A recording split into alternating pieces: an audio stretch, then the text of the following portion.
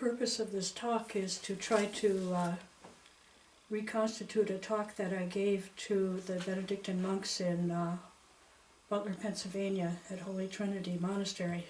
It's the first of a series of talks for a retreat, and they tried to record, and the first talk was not successfully recorded, but I have the other ones.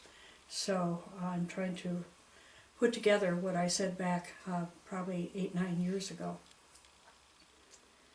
So, come Holy Spirit, fill the hearts of your faithful and kindle in us the fire of your love. Send forth your Spirit, and we shall be created, and you shall renew the face of the earth. The theme for the retreat this week is based on a quotation by Olivier Clément, a French lay Orthodox theologian who frequently gives a series of talks at Notre Dame in Paris. And he had an article in 1979 in Cistercian Studies called The Monastic Life and the Holy Spirit. And one sentence in particularly struck me as very, very important.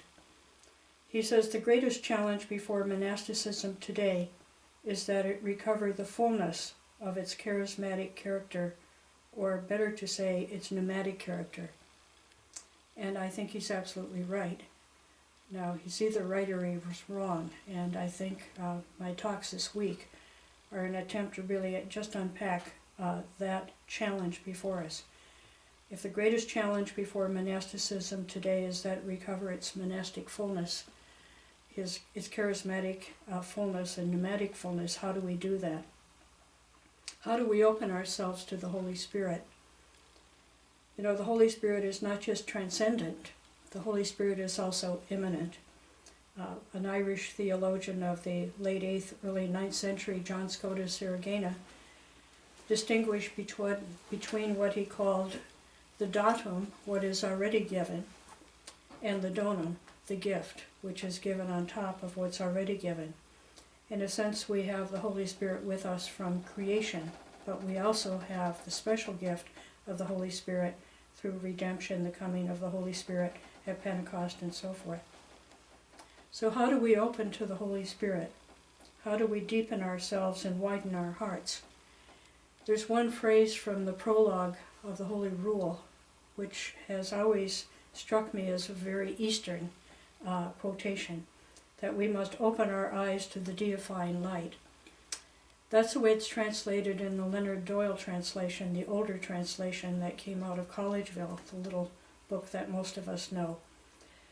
But the RB 80 and also Abbot Patrick, they did not translate it that way. The light which is divine. But it's a deifying light, and I think you monks would understand it in terms of the Eastern theology of grace, which is deification, that illumination, that as we open our spiritual eyes, we are deified. We become partakers of the divine nature.